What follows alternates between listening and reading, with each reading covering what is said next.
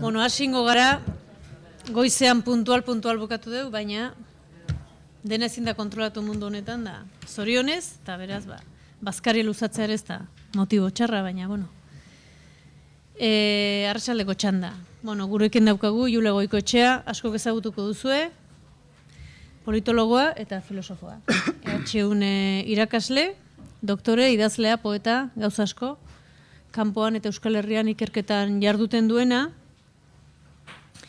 eta hainbat liburu ere argitaratu dituena, demokraziaren privatizazioa, Euskal Demokrazia Patriarkala, Lore Lujanbio, Estitxu Garai, eta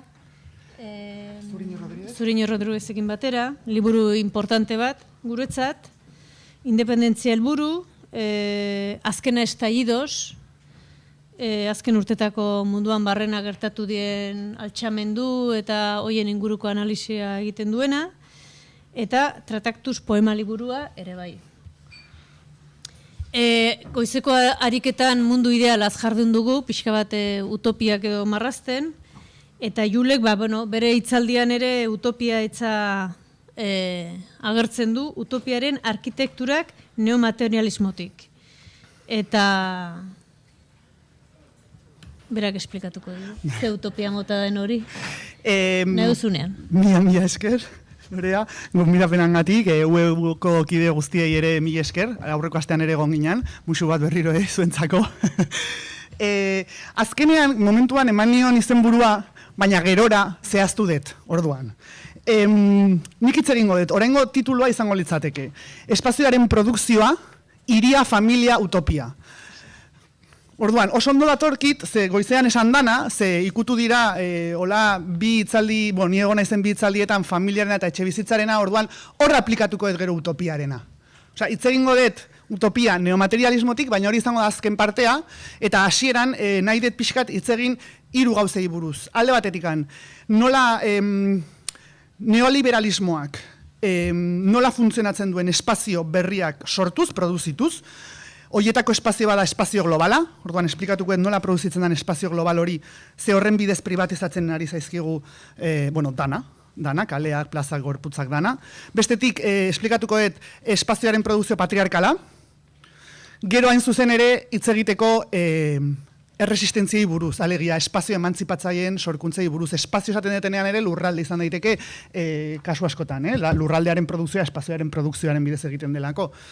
Eta hori, eta azken atalaia izango litzateke utopia neomaterialismotik, eta hor, simplemente adibide bat jarriko dut, ze utopiak ezin dira dana batera egin. Osea, egin behar dira, hartu elementu bat, eta orduan ez pentsatu elementu horretatik beste mundu posible bat horri dagokionez.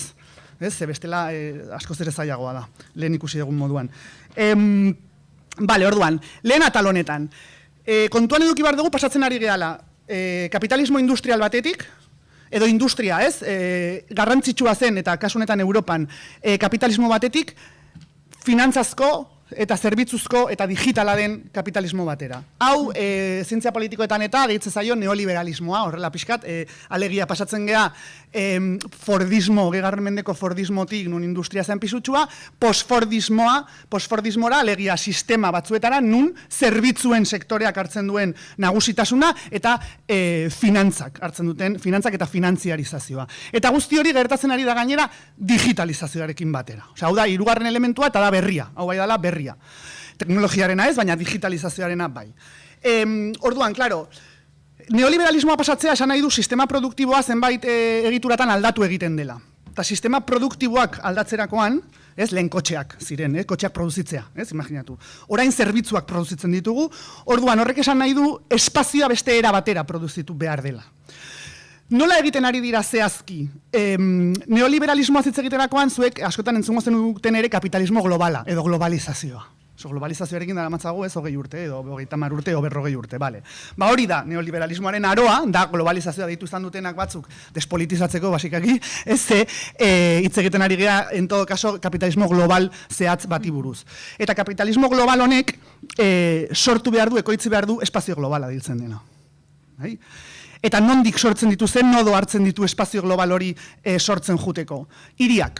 hiriak eta gure kasuan egia da herri asko oso herri handia direla, herri industrializatua direla, eta beraz, hemen hitz egitetenean hiriari buruz ere herri askoei aplikatzen zaie prozesu berdina, bai? Landa eremuan ez naiz sartuko, baina basikoki batez ere hori hiriak direlako momentu honetan nodoa, espazio global hori eta beraz neoliberalismoaren jarduna ahalbidetzen duten espazio horiek, bai? Hiri globala ere deitzen zaio, Sasenek asko dauka honi buruz idatzia ez, hiri globalak, eta, bueno, Bilbo tartean, hiri global bat bilakatzen ari dira, bai? Eta Donostia ere pixkanaka, eta bar. Orduan, paisaia ja ikusten ari dira aldatzen ari dela, alegia, azken urtetan, lehenengo geneuzkan industria txiki horiek pasako dira tailerrak izatea, tailerrak gero dendak, ez? Grosen, Donostin, ez? Eta aldatzen dijoa paisaia, gero horiek izango dira arropa dendak, eta orain kafetegiak. Eta geroz eta gehiago, bai? H&M-ak izten ari dira, alegia korporazio asko, bere denda fisikoak kentzen ari dira, ja, salmenta internetez egiten delako, eta horrek, hau da adibide bat, eta horrek eragin zuzena dauka gure hirietako, ez, bueno, ikusten dugun ezartzen duen formatu guzti hori, ez, orduan hori abenidak, hasiko dira aldatzen, eta orain, de hecho, ikusten dituzute kale pila batetan, kafetegi pila, terrazekin, eta abar, bai, hori orain dela 20 urte etzan horrela, ez. Orduan, aldatzen ari daia espazio urbano guzti hau. Kao, ze gertatzen da, espazio hau, sortzen da privatizazioaren bidez, bale? Alegia lurraldeak privatizatuz, osasungintza privatizatuz, kaleak privatizatuz, eta abar, ze hor txertatzen da espazio globala. Espazio globala dauzka bi ezaugarri bat, dala pribatua, bai? Eta bigarrena dala globala, horren esplikatuko dut. Alde batetikan, espazioan privatizazio hori, erabiltzen da, gainontzeko guztia privatizatzeko. Osa, lehenik espazioaren privatizazioa egiten dute, gero, pixkanaka, bai? Ambulategiak izteko, lurraldea privatizatzeko azken finan, galeak, plazak eta abar, espazioaren bidez, espazioaren privatizazio bat dago juridikoki gainera kasuakotan sustengatua, baina horrela jungo gara. Eta berriro, privatizatutako espazio publiko horiek esan nahi du ekonomiaren, kulturaren, gure bizitza publikoaren dimentsio guztiak privatizatzen dituztela. Eta esaten detenean privatizatu ez nago bakarrik berriro, lurraldez edo kalez autoritateak privatizatzen dituzte, autoritate herrikoiak, ezagutza herrikoiak, dana privatizatzen dute, eta zesan nahi du hori, privatizazio horrek dauzka ezabarri zehatz batzuk eta da. Arko dugu adibidea, eta da bigarren espazio global hori zehatzeko. Kafetegi bat hartu, frankizia batena. Frankizia geroz eta gehiago daude, alde zaharretan, turistikazioaz, gentrifikazioaz sartzen ari dira, ez? Kafetegi mota hauek asko. Frankizia hauetan, dagoeneko, hor, dagoen langile, hor dagoen kamareroak jartzen dizu kafea. Baina jada, kamarero horrek ez du kontrolatzen zer produktu erosi behar diren, zelen gai, zertifikatu legalak eta prozesu guztiak. Bai, alegia, lehen taberna bat zeukanak, taberna hori zen ezagutza eremu bat ere. Bai, da ezagutza eremu bat, nun dauzkazu, bueno, prozesu osoak, eta beraz kontrol bat daukazu zenbait prozesuen gainean. Vale, horrek eskatzen du gainera langile kualifikatu zehatz bat. Vale. Orain ze egiten da, espazio global hori, frankizia bat hartu, ze egiten du? Egiten duena da, jarri kamarero bat, eta gero beste guztia, legelariak, abokatuak, osea, zertifikatuak, lehen gaina hautak, eta guzti hori egiten dute bitartkotzak deitzen dana. Vale? Egiten da espazio global horretatik. Espazio globala berro ez dago kosmosean, dago gurekin, gure horputzetan, gure kaleetan sartuta espazio global hori, baina da kontrolatu ezin dezen espazio bat, bai? Bitarrikotzak kontrolatzen dute, aholkulariak, legelariak, moduan, abokatuak, kontsultoriak, eta gainera, hor sartzen da, finanziarizazioa. Badakit dala erresa horrela dana bat, baina funtsak, bai? Fondos buitre, hau da, bitartekotza guzti hauek, kapitalismo finantzarioaren eta zerbitzuzo bitartekotza guzti hauek izango dira langile kualifikatuak eta beste denak, bai? Kafea jarri behar duen kamarero hori, kualifikaziorik beharko ez duen langileria mota bat. Hau eraten dut zergatik, zekao, espazio hauek privatizatzen dozen enean eta global bilakatzen alegia kamare horren gure kontroletik ateratzen dituzten enean, hor, behar dituzte sujetu zehatzak alegia. Hor, azken 10 urtetan, kualifikatu, langile, erdi kualifikatuen 175 galdu da. Industrian aritzen direnak, irakasleak eta abar. Eta sortzen ari den indarra da ez kualifikatua, oso kualifikatua. Bai, alegia, dago masa handi bat, izango dana ez kualifikatako langileria, eta bestetik gutxiengo bat oso kualifikatua. Horregatik ere ari dira privatizatzen. Osasungintza, unibertsitateak, eskolak eta abar. Ez dutelako behar, bai? Horren beste lan indar erdi kualifikatua edo oso kualifikatua. Horregatik berdintzaile biden geratuko dira eta hilten uzten duten jende guzti hau. Oroare, bai erresidenta privatizatzerakoan, bai osasungintza, bai dana, dijoa logika honekin, bai? Produzitzen ari delako espazio bat, logika extraktibo bat bidez, ez dut behar horren beste landar kualifikatu, bale? Industria edo kapitalismo industrial horretan behartzen aina nun gainera administrazioa estatuan jende asko egiten zuen lan, eta beraz hor langile kualifikatu, ertain kualifikatu asko zeuden, ez? Irakasle mordoa, administrazioko jendea, eta abar. Orduan, berriro ez, bi ezaugarri horiek dauza beraz espazio global horrek, esan dut privatizazio hori eta privatizazio horrek esan nahi du berriro ezin degula kontrolatu espazio bat. Orduan, kaleak privatizatzen doazen inean, terraza jartzerakoan adibidez, bai? Jada gure kontrolik ateratzen den espazio bat, ezin dugu kontrolatu, eta horrela, privatizazio honen bidezka oz egiten dute, komunitatea privatizatzen dute. Komuna den hori privatizatzen dute. Eta horrela neutralizatzen dute komunitatea. Claro, kapitalismo motanek erresistentzia gordinenak beti jotzen ditu komunitatea antolatuen partetik, bai, ikusi dezakegu Latinoamerikan eta abar. Komunitatea neutralizatzen baldin badezu oso zaila da erresistentzia hor egitea. Bai? Eta orduan komunitateak neutralizatzen dituzte era honetan. Legal batean eta espazioak privatizatuz, espazio berri global horiek sortuz, esku pribatuetan daudenak, eta beraz, akzesorik ez daukaguna horrekiko. Eta hau esaten dezen mobilean, eta gure parte ez, den espazio askotan, etxean, guk ere daukagu beti espazio bat ez duguna kontrolatzen, eta hori ikusten dute, internet ez dute kontrolatzen, ez, eta hor dago hartuta. Bai? Gure etxean, bertan, horretik sartzen diela leku guztietatik, eta erauzten dutela logika extraktibo horretan, zuek internet zabeten bakoetzan, badakizue lanean ari zeraela, ez da? Alegia, korporazioek datu guzti horiek hartzen dituztela, eta hori esaltzen dutena. Zuek lanean ari zere. Bai, eta ez kontrolatzen, horregatik zait beste aro bat dela. Zekao, lana ez dago lantoki batean. Lan egiten ari gara, denbora oro, eta hortikan balioa estagitzen dute. Bai? Eta hori berri hori kontuan hartu behar da, resistentziak edo utopiaz hitz egiten dugunean. Ez? Porque, en fin, osea, teknologia da gure parte eta digitalizazioa, ez? Bueno, hori deia hemen orduan zetzan, espazio komunak desagertaraziz neutralizatzen dela komunitatea, eta berriro, ez? Eta gainera, ez egiten dute, espazioen bidez, espazio batzuk edertu eta nobletu egiten dituzte, eta beste batzuk degradatu egiten dituzte. Bai gentrifikazioz, bai turistifikazioz, osea, prozesu desberdinak daude, baina espazio ezberdinak sortzen dituzte, horrek esan nahi du, sujetu ezberdinak espazio bakoitzarekiko. Alegia, espazio periferikoetan eta degradatuetan eta estigmatizatuetan estadistikoki noski daude degratzaileak eta emakumeak, bai, pobreak, eta edertuetan eta nobletuetan gehiagoak gizon zuria dira. Hor bitartekotzane, bitartekritza kapitalista honetan esan detena, hor ere 80% gizon zuria dira. Bitartzeko lan hori egiten dutenak, lan oso kualifikatua haugatenak. Ez horregatik gero bigarren arratza izango da espazioaren produkzio patriarkala. Ze guzti hau egiten da berri, ez? Patriarkatutik. Orduan hori, espazio globala, lege eta behin privatizazioa, bai, espazio global hori, hiri globalak, herri globalak nola sortzen dituzten privatizatuz, bitartekotza, bai? Aro neoliberalen hori bitartekotzaren bidez egiten dute, bitartekotzak hartzen duelako garrantzia handia, gogoratu, bale? Funtsak, finantziarizazioa, kondultoriak, aholkularitzak, legelariak hauek dira, bai? Bitartekotza guztia, mutuak, aseguruak, bale? Gauza guztia, piskat astrautuaren, baina mundu guzti hori da bitartekotza. 3, sujetu berriak sortu behar dituzte, lan indar berria, lan indar zehatz bat, edo batez kualifikatua edo oso kualifikatua dana, bale? Horrela hitz egin da, en fin, orokorki, esan moduan 165 desagertu direnak dira kualifikazio ertainko lanak. Orduan, horrek esan nahi du lan indar espezifikoak sortu behar dituztela, eta beraz sujetu zehatzak, bai? Eta hor tartean, noski, produkzio guzti honetan, horretik da ezinbestekoa produzitzeak gizonak emakumeak zuriak ez zuriak eta abar, bai? Ze hori da, sistema birsortzeko elementu ezinbestekoak horregatik ere esan detez, familiaren indartzen naia, legeen bidez, tal, osea, inertzia guztia dijoa, denbora guztian emakumeak eta gizonak birsortza bai familiaren bidez, bai danadalakoa, ze hori da, alegia kapitalismoak esplotatu egiten du eta desjabetu egiten du sexuatuki eta razializatuki. Bai? Sexuatuki eta razializatuki beti. Osea, gorputz zehatzak produzituz, gorputz sexuatuak, hori emakumeak, eta gorputz razializatuak.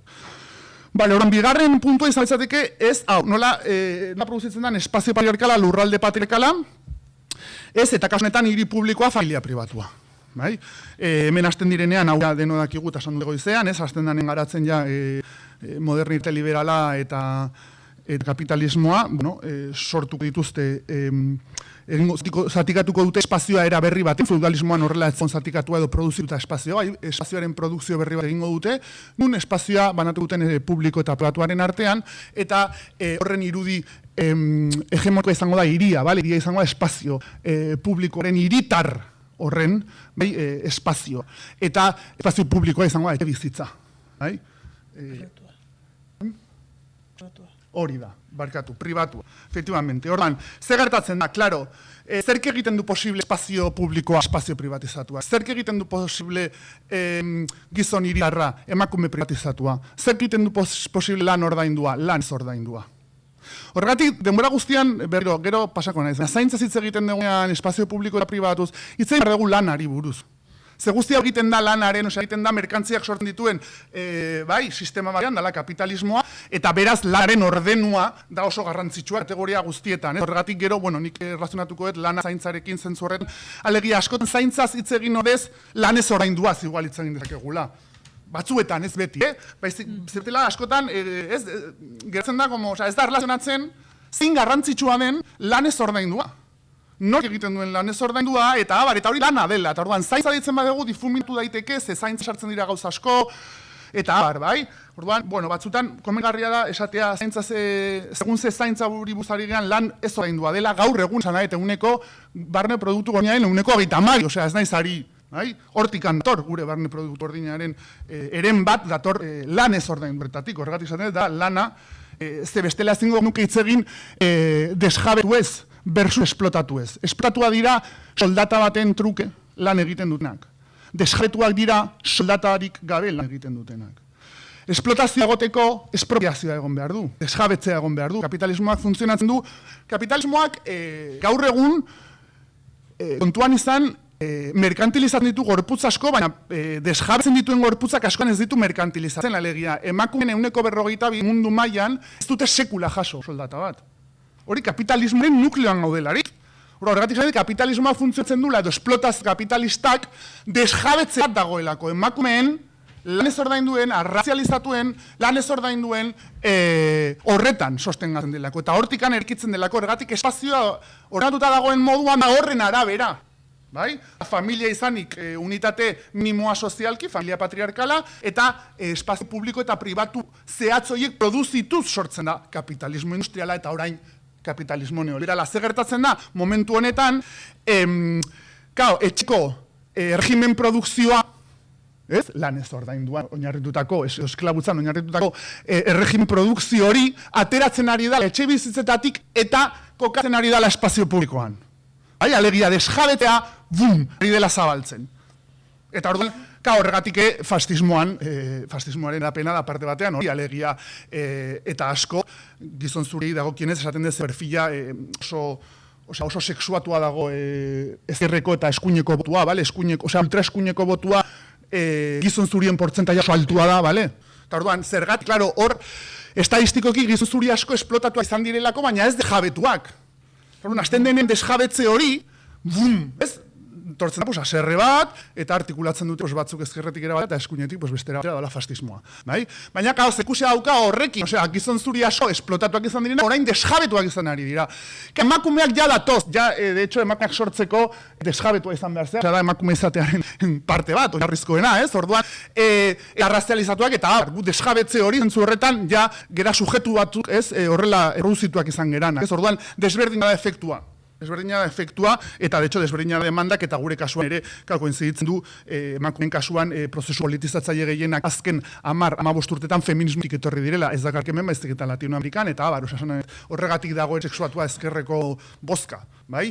Podemosen ere, estatu mailan ere, ez bakarrik Latinoamerikan, dira emakumeak bozkatzen ari denak ezkerrera, eta Ipar-Amerikan ere, zehazki estatu batuetan, orduan, horret izaten dut, nola daundana sexuatua eta razializatua, gorputzeatzen bidez egiten dezu desjabetze hori, eta berriro, eta gorputzoiek sortzen ditu espazio, zehatzen bidez, espazioaren produkzio zehatz baten bidez. 20 minuto faltzizkit, Orduan, hor esaten nun, pentsatu behar da, iritin hor jun daiteke libre. Nor ibiltzen du? Nor ibiliaike libre aske berdu ze ordutan mozkor? Pues hile dira orduan sujeto hegemonikoa. Iritik libre daitezkenak. Bai? Eta orduan, berriro, klaro, segun, ze iritan, hor gero, noski, obviamente, sartzen dira, inbrikatzen dira eta uztartzen dira, ez, mendrakuntza sistema desberdinak, baina denok dakigu gizon zuri moduan juntzaitezkela prinsipioz biluzik mozkorrezeko iruretan eta ez zer gertatuko. Bai? Eta emakume baldimazea gertatuko zazu. Zer, oin zulto, algo erasoren bat edukiko dezu, eta migratua zea baldimazea eta pobrea, seguraskere. Orduan, horregatik norentza dago egina iria. Nok egin du iria, eta norentzat, ez? Hau esaten dez, lehen atea da unibertsaltasunarena, ez? Eta beti presentatzen zaigu ez hiri homogenio edo espazio homogenio hori unibertsala izango balitz bezala, eta ez da bat ere unibertsala, ez? Eta horregatik ikusi beran hor jun daiteken Mozkor eta Biluzik gauean oinez. Eta hemen sartuko litzateke niretzako zaintzarena. Ez alda bazaintza, nik juna litzatea gaueko iruretan Biluzik Mozkor niretera. Eske hor aplikatu zaintzaren kontzeptua ere, gaina euskeraz vigilantzia da, por cierto.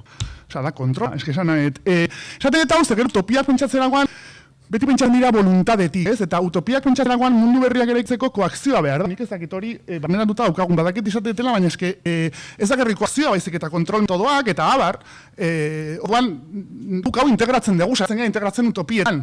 Ez ezateko bat ez paradisu kristau bat berriro ere, ez? Osea, utopiek jun behar dute beraien kontrol utopikoekin, eta koakzio utopikoekin, ez? Eta berriro, eta zaintzarena, ez? Lehen esan da, hitz egin da zaintza ekosistemaz, auzo zainaz, esan nahet, zer da hori? Zergatik ez dugu hitz egiten zaintza kasu hauetan? Ez? Hitz egin behar litzateke zaintzaz. Zer nolako zaintza feminista nahi dugu zentzuenetan, da zaintzari nahi zenean vigilantzia eta kontrol feminista nahi dugu? Zer nolako kontrol motak eraman dezakete emantzipazioa handiago batera? Hori da nik uste pentsatu behar dela utopia pentsatzen ditugunean.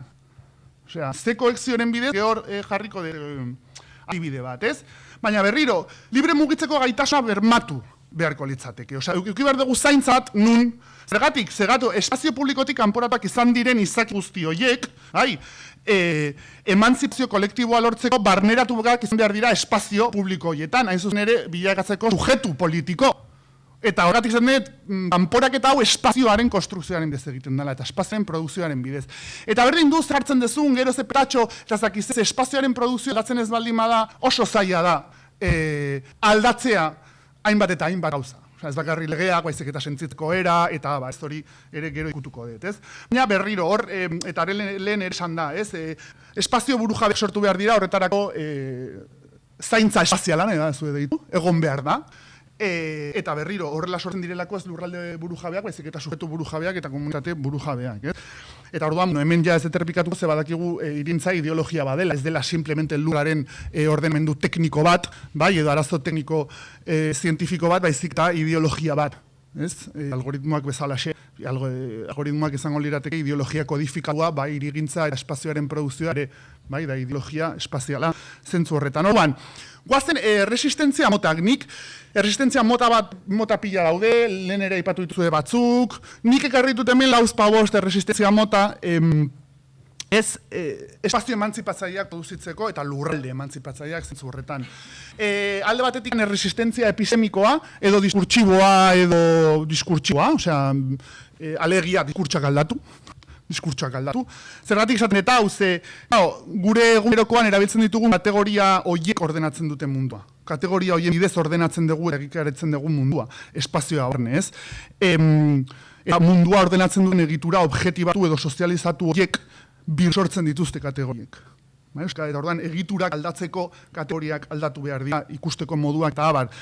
Botere eta menderakuntza sistema guztiek edo desberdin aurre egiteko espazio desberdin bat produzitu behar da esan dut, baina horretarako horiek ikusteko gai izan behar eta guk diskurtsoaren bidez ikusten dugu.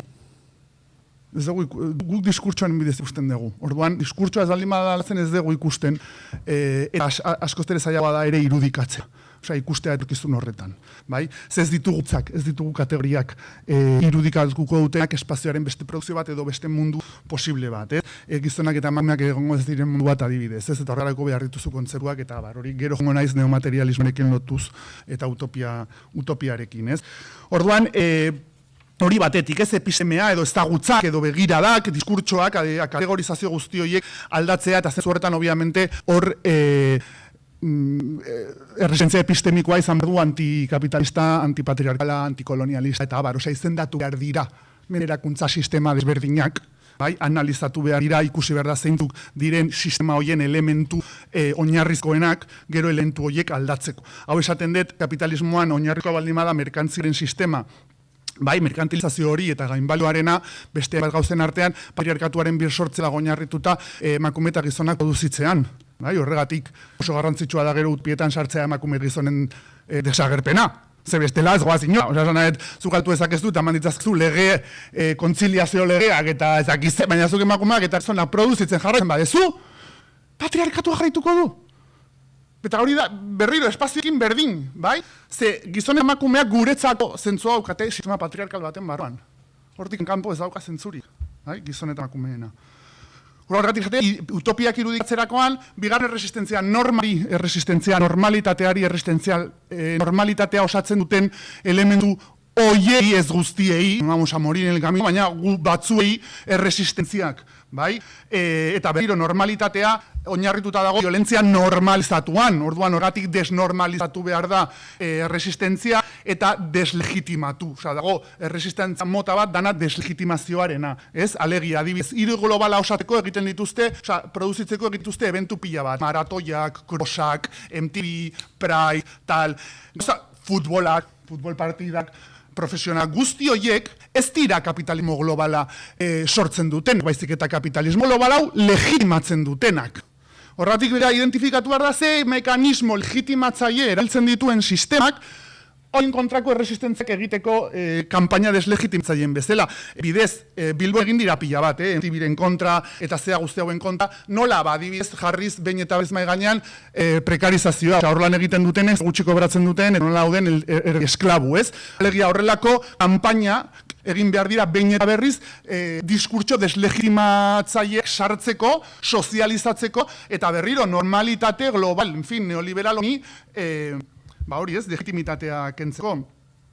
Eta, karo, hor ere sartzen da, eta hor nik uste garrantzia izan dute greba feministak adidez, ez, horren ikurra dira deslegitimazioa normalitatea erresistantzia guzti hau egiterakoa zergatik, ze iria paralizatu, bueno, eta egintzanean gaina bereziki 18an eta abar, ez, greba orokor hori kontsumaren eta danaka, iria paralizatzen da, bai, kontsumoa, lana eta zaintza gelditzean, gaina, dana gelditzean gainontziko grebak uztartzen dituzte, bai, iriko dimentsio desberdinak ekartzen dituzte digunera, zaran lan egiten dutenen greba feminizatuak adibidez, kontsumo grebarekin uztartzen da, plazerako, dendetako, kafetegiko zea guztiak barneratuz, etxetako espazio pribatuan satuz, espazio hori eta ordaindu gabearen lan hori plaza publikora ekarriz, osasen nahi etorgati da, espazioen joku bat hartzearen akalak eta egin diren moduan greba horiek ja espazioa eraldatzen dute eta berriro ikusegarri egiten dute, ez deslegitimatuz horren normalizatua dagoen guzti hori, dala azaran egosten ditugun arropa merke horiek,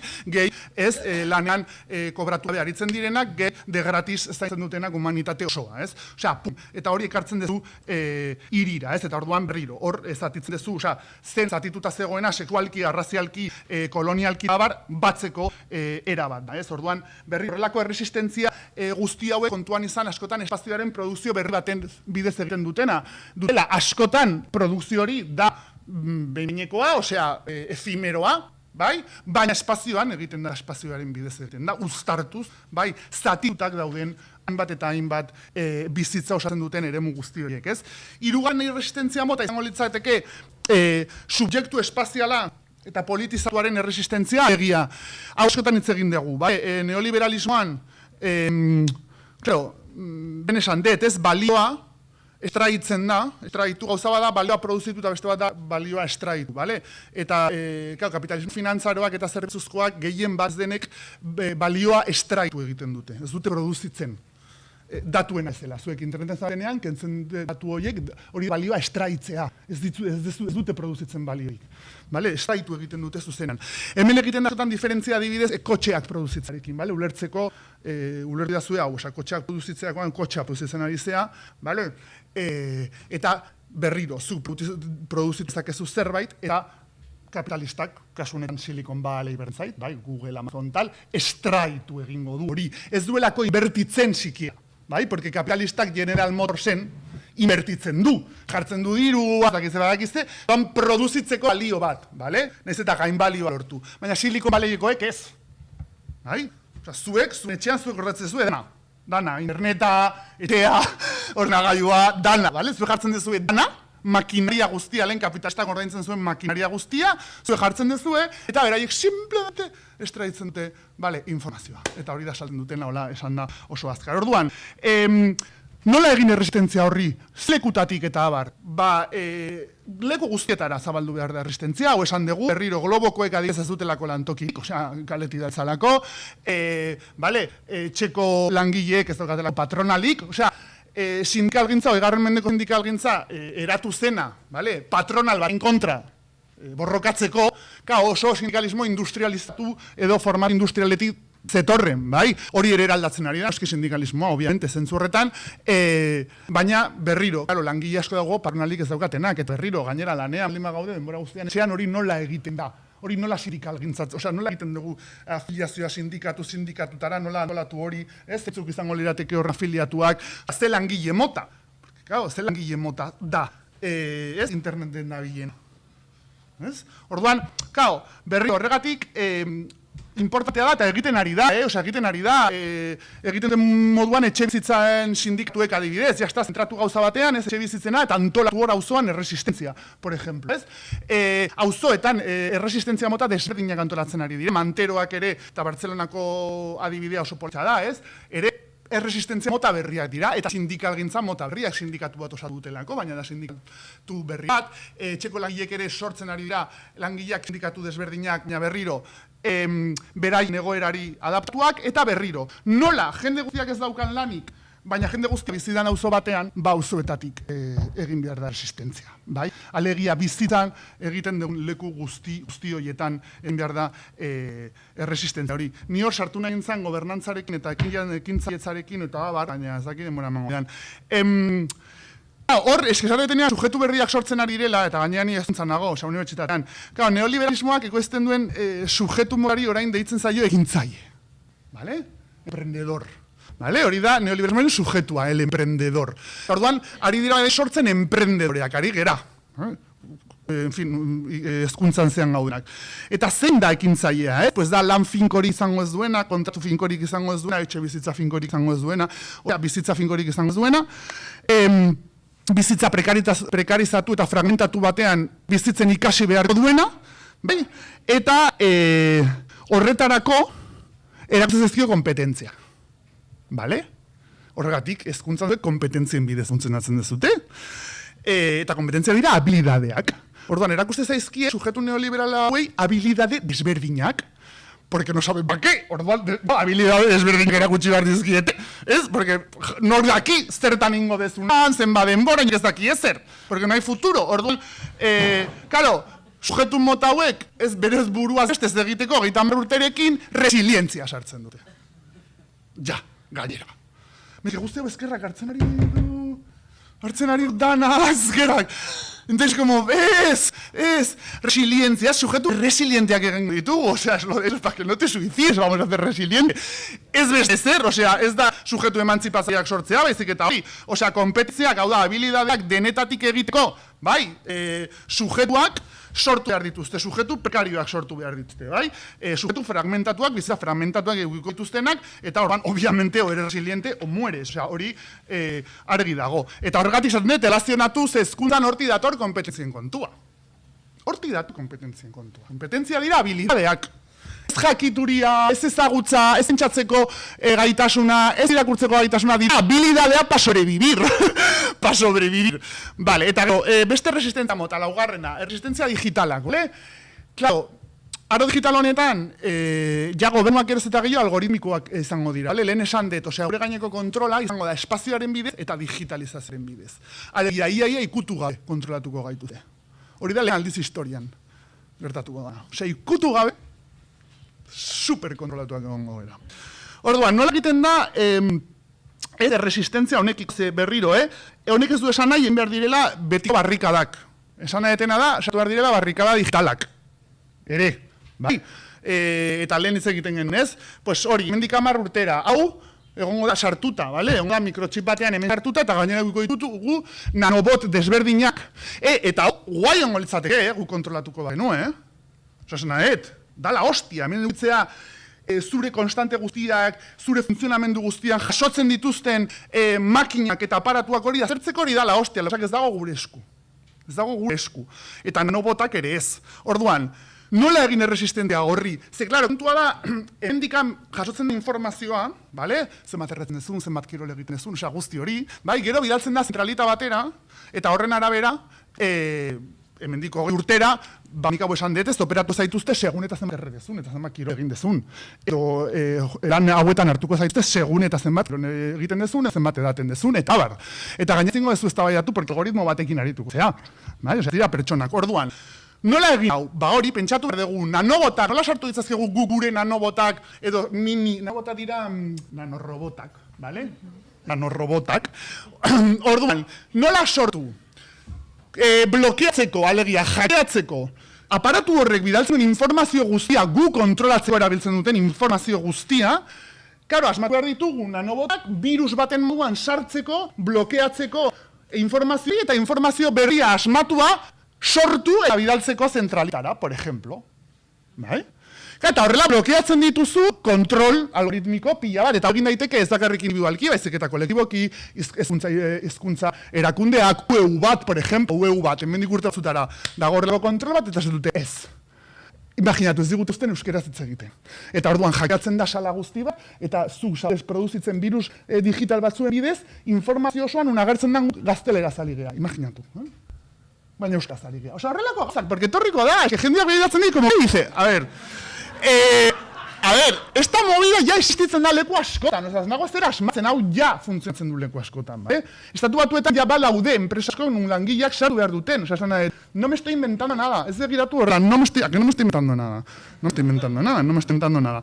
Oban, berriro ez, nola gehiatuko ditugu baku transferentziak, mundu guzti hori pentsatu, bale? Ekonomia digitala ja dago, hori da ticket bai, seguraski asko iritsi zaizuna. Hori zer da? Hori da ekonomia digitalizateko. Alegia, hemendik urte gutxitara, beraiek dute dago dana digitalizatuta, orduan, elkarregintza ekonomiko guztiak digitalizatu egongo dira. Bale? Guztiak. Horrek ze kontrolmotara eramango du? Nola hackeatu daiteke, ez hackeatu? Claro, porque berriro, diru beltza nola funtzionatuko du hortakoal. Venga, me voy a la utopía. Vale, orduan. Eta gero azkenik erresistentzia lurraletuak, que hori, bueno, más o menos, zera nahi du. Espazio adibide batzuk, adibidez. Erresistentzia lurraldetuak, espazio desmerkantilizatuak sortu eta espazio desfamiliarizatuak. Lehen esan dugu, espazio desmerkantilizatuak, por ejemplo, diuak, ez, balioak izango ez duen trukeguneak, por ejemplo, bai? Osa, nun, bukaketa egongo dan, erlazio merkantil gabe. Hori sortu, normalean gune txikiak izaten dira, baina hortikan sortu daitezke erresistentzia espazioak. Eta gero, espazio defamiliarizatuak, ez? Familiatik pasatzen ez diren zaintzak, zitzak, eta bar, bai? Eta orduan oraingoa, Euskal Herria 2040. Orduan, utopia neomaterialismotik. Bale, jarraituko eta adibide horrekin, horregatik ekarri familia eta etxe bizitzarena, bale? Osa, jarraituko eta horrekin. Baina lehenago, nik gauza bat esan nahi dizuet, eta da, neomaterialismoak dauzka hiru oinarri. Guk neomaterialismoik pentsatzen dugu, simplemente hemen gaur nahi zarituko horri buruz, baina guk lertzen dugu materia, neomaterialismoa dator materialismotik, eso zuen, no? Vale. Orduan, guretzako materia da semiotikoa, esan nahi duna da. Materia da agentzia duna. Eta materia da erlazionala. Hori da gure markoa. Claro, zer da materia, zentzu horretan? Materia da energia trinkotua eta bizitza oro da materiala, zentzu horretan. Bizitza oro da materiala, horregatik ez relevante, bale? Osa, nahi naiz guzti hau, ze bizitza zitzen ingo dugu, eta hor hartzen du errelevantzia. Nolakoa da organismo bizien materia? Sinpoietikoa. Kosorkuntzaren eta autoantolakuntzaren bidez mamitzen da materia. Semiotikoa, agentzia duna, erlazionala. Organismo bizi guztietan, horregatik guren ere, eta soziedadeak aztertzeko ere, balio du markoa. Nor da materia? Organismo biziek espezie anitzek osatua daude, espezie anitza osatzen dute, eta neomaterialismoan organismo bizi du noiei ditzen zaie holobiontak. Olobionteak. Olobionteak dira, bueno, zuek gaur sujetua esaterakoan, olobionteak egiten du. Olobionteak egiten dena da, organismo edo sujetu hau dago espezian hitzez egina. Bai? Gugera basikoki bakteriak eta akeak zakidak zuen, osea, espeziak, bai? Gurean dana, espeziak, gaude espezie desberdinez eginak. Vale? Orduan, ez eratzeko sujeto eta organismo bizi guztia aplikatzeko olobiontea hitza erabiltzen da. Hau sartzen ari naiz, utopiak irudikatzeko askotan, batzuek igual ez dute behar, ni kategoria berria berditut. Osea, kategoria zarretatik ateratzen dituzten posibilitatea, ez bestela, ez dut irudikatu. Ez dut irudikatu, porque etorriko zai berriro betiko hitzekin, betiko irudia etorriko zai, bai? Orduan, marko orokor hori disiplina zientifiko desberdinetan aplikatzen da, eta orduan, gure kasuan, ez? Nik harriko dut esan moduan adibide bat, ez? Eta gainera, jolas bat, bezala, bale?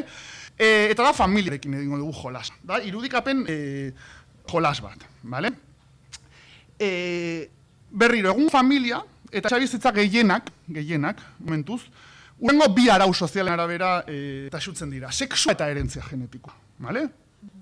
Eta ez dakik herentzia genetikoa, baina sexua eta herentzia genetikoa, osea, umeak, odolezkunak. Gurasoen arteko sexua, bale? Eta hortik sortutako odolezko ondoren gotza, umeak deitutakoak, bale? Europan berriro familia hau da hegemonikoa, da, horrendikan, estadistikoki, batzuk zango lutekete normala, familia normala, bai? Guk unibertsa bat hegemonikoa, zango genke.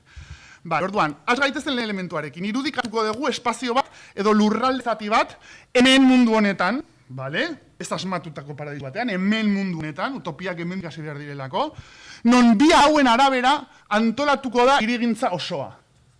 Eta da, sexua dutenek ezin dute elkarrekin bizi, never, osea, eta elkarrekin umeak dituztenak ere ezin dute elkarrekin bizi. Ez du esan nahi umeekin ezin direnek bizi, Cuidao. Beraien artean umeak dituztenak ezin dute elkarrekin bizi. Vale. Horrek esan nahi du, gehiengoaren bizitzak egituratzen duen, bai? Egituratzen duen hori, aldatuko litzetekela. Horrek eskatzen du berriro, etxe bizitza, espazio pribatuaren noski neutralizazioa, noskimen guztia aurrera eran berko litzateke, gero nere olobionteak desplegatzeko esan nahi, hainbat eta hainbat neurri eta lege eta abarrekin, bai? Baina berriro, osea, nik men ikustatzen nahi detena da, ez aldin badezu aldatzen espazio fisiko hori, bai? Oso zaila da, espazio fisiko hori, eta beraz, legeak, egiturak, osea, espazio horrek behar duen, guztia, eta ez du hori aldatzen ez dituzu subjektua aldatu. Ez dituzu subjektu berriak osatu. Eta senar eta emazteak desagertarazteko, que es uno de los pasos emakumeak eta gizonak desagertarazteko, zuk behar dezu instituzioi alegia, senar eta emazten instituzioa dala, familia normala, neutralizatu, ja no solo descentralizar o descentralizar, neutralizatu, ez? Berriro joko bada, Hau da simplemente joko ikusteko nola koakzioa eta kontrola beharrezko den utopiak sortzko eta zaintzanok egiteko, porque eso algo. Orduan, berriro guztionek eskauko luke urbanismo berri bat, legedi berri bat, noski propietate pribatua desagertu, eta edo nork eukitzea irisgarritasuna etxe bizitzetara, osea, zein etxe bizitzara, bai? Izango liratekela, erabiltzen ditugun espazio desberdinak, eta gainera etxe bizitza desberdinak, ez? Lehen ere esan du gaina Luxanek, ez? Zarrentzako umeak eta zarrak dauden etxe bizitza unitate desberdinak, eta gero etxe bizitza berriro. Kao, beste gizarte hota batean, nun etxe bizitzaz gehiago aldatuko genuken, ze izango lirateke, garo, gure bizitzaren segun ze fasetan, bai, etxe bizitza mota bat edo beste bat, ez?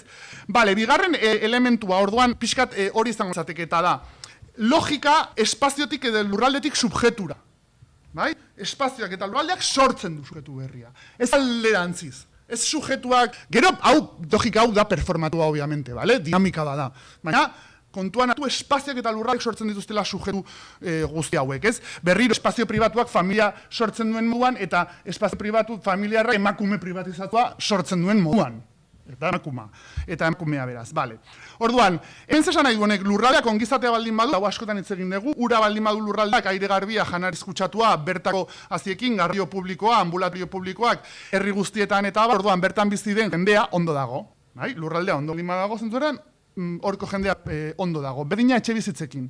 Bai, etxe bizitzak baldin badakate zerbitzu desberdinak, zerbitzu zaintza espezializatua, zaintza profesionalizatua, ez profesionalizatua, formala, afektuzkoa, afekturik berdin duen zaintza, eta abar, guzti hori berriro etxe bizitzak badin badaukate espazio komunal, ez? Lo egiteko nahi bada, guazen desberdintzeaz, espazio desberdinak egongo lirateke, ez?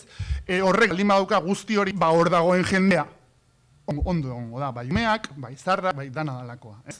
Eta hirugarren elementua, zaintza ja sartuta zuzenean, zaintza ulertuta kasu honetan bizitzaren mantenua bezala, osea, bizitzak behar duen guzti hori mantentzeko, berriro ez, zaintza desberdin guzti horiek egon behar dute bermatuak, eta izan behar dute derrigorrezkoak eta txandakakoak. Eta noski hemen beti jolastu dateke, hau ja da jokoa, eta ja hau ze proposatzen jendeak eta bar, baina berriro ez, guk esaten genuen ez, Bazkarian, pues, unitate horietan adibidez imaginatu ez, egon gara etxe bizitzak nun umeak diran zainduak 4 pertsonen gandik. Eta beste batzuk esan dute zergatik ez da, aramar ume, amar bueno, hori gero eztabaidetuko genuke ez, baina ideia da, batzuk bizira etxe bizitza unitate batean, orduan, astero, osa hor, imaginatu dira 4 arduradun, hor egon daiteke ama biologikoa zentzu ertxia, aita biologia, sartutak, orain dikan, porque hau transformazio prozesua da, osea, ez den dago mari bestera egin, orduan, interatu behar da dagoena, eta azkagun desioak eta bar. Eta ban zaintza hori askotan egiten dute dibortzearek. Etxe batean, aste bete tal, beste astean ama, beste astean eta bar, ez? Horrelako formulak, baina 4 pertsonekin. 4 pertsonekin, nun, aita eta amaren kontzeptua desagertzen dan edo multiplikatzen dan. Alegia, seme alabak izango lirateke, eren ereak, oza, nik baldin badauka nire ardurapean, ez? 3, 4 adingabe, nire seme alabak izan litezke, bai? Pero margena emango genuke, bai, ez? Ze batzuk igual ez dute zaintzan bat egin nahi, edo beste zaintzaren bat egin nahi dute, eta dalakoa, ez? Baina, berriro, horregatik zaintzaren klasifikazio desberdinak egon behar dira, profesionalizatuak, espezializatuak, instituzio batek bermatu behar dituenak, edo ez dezunean behar instituzio, estatua bestako instituzio bat, ez? Eta beste zaintza motak, eta guzti hori espazioaren bidez egin behar da, eta horregatik nuen, ez? Horrek egiten du desagertaraztea, senarra, emaztea, aita, ama, eta horrek aldatzen du denboran, jendearen desioa eta estruktura emozionala. Porque hemen daukagun arazoa. Jende guztiak nahi duela familia estentra, baina jende guztiak nahi du bikotea eduki. Eta gehiengoa ero seme alabak, orduan. Horretik jarri ditugu bi alaba hauek, ez lo de zinta. Gero aldatu daitezke dagoa, baina printzipioz, eraldaketa egiteko eta egitura emozionalak aldatzen juteko, sortzeko gizakiak nun jaioko dire eta ez duten desiatuko bikote bat, edo beste era batera egongo antolatuta dena, eta zu bizi algo agunekin, baina baita seme alabak eduki zaindu ez, astea, bi aste, tal, kual. Orduan, egitura emozionala aldatzen da, eta orduan bai, neutralizatu, descentralizatu danagoa daiteke familia. Eta hortikan bai hasiaitza dezakezula neutralizatzen emakumen eta gizonen produkzioa, eta beraz, emakumeek egiten duten lan ez ordaindua.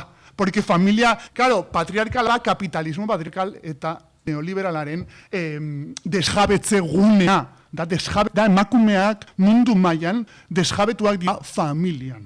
Bai, familian, etxe bizitza, horregatik aldatu. Aldatzen baldin badezu, ja desjabetze hori, proportzio horiek aldatzen dituzu, eta beraz behintzat, han ez ordainduaren kondu hori apurten da, eta bestera batera ikuriko beharko genuke nola. Materializatzen da. Eta ez daukadan ez denborak hemen isildu. Orduan, azken paragrafoa, barkatu, utopia horren arira, ez? Pues nola, a ber, nik nola imaginatet, ez? Guretzako, bai utopia izango etzateke gauza dinamiko bat, beraz, ez toki estatiko bat. Ez da paraisu kristala, edo ez da leku bat, nun ailegatuko gehan, eta dana txatxi guai izango dan, ez da prozesu dinamiko bat, sinpoiesian oinarrituta, kosorkuntzan oinarrituta.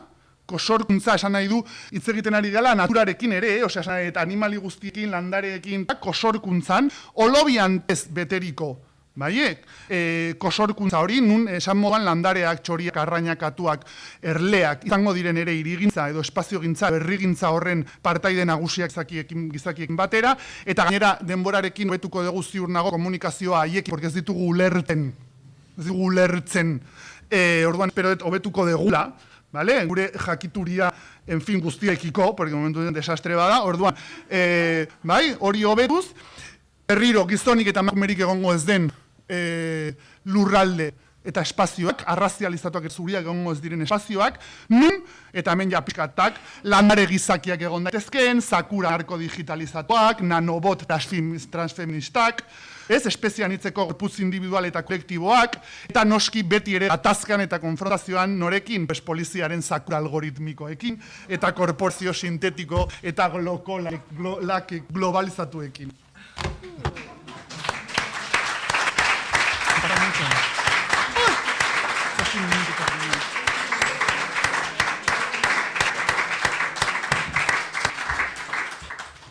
Eskerrik asko, Jule, oso iradokorra eta, hoxe, 1040. Norbaitek, galderen bat, kritikaren bat. Zia, usartzen, guan.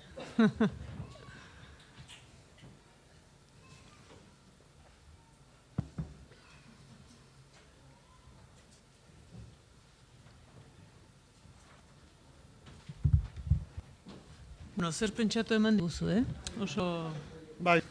interesgarria. Nesera ikitzearik eta, interesgarria. Dudik gabe. Nebazia maitu zakegu, zitutan denbora zaizkigoa zen. Hemen utziko dugu Julerena. Eta ziko du ez da bai da honik. Bai.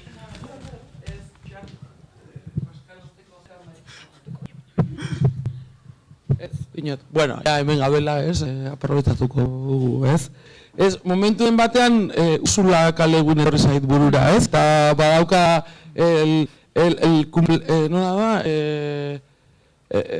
cumpleaños del mundo, edo, bueno, horrelako ipuin laburez usatutako liburu zeinean, bestelako, denbora osoan bestako egiturak proposatza egituen, eta iruditzen zaite, bai zaintza berpentsatzeko, baita ere, demografia, ez lehen esaten nuela, zientzia fikzioa, askotan, bai literaturan, aurrekoan ere, hori entzuten, beharrezkoa dugun ere, iruditegian eta utopiak pentsatzea, nolaituk esaten duzun moduan ere, nolait lurreratuak, eta hemendikan ekiko ditugunak, baina horretan ere, agian denbora gehiago pasa beharko genukela uste dut nik, eta askotan, oea dela, hau da ja, hola, ez dakit, hori zita fikzioa edo norbela bat irakurtza ez dakize tosoa, baina batzutan iraukitzaioagoa izan.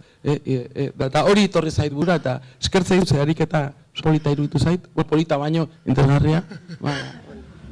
Mi esker, Marta.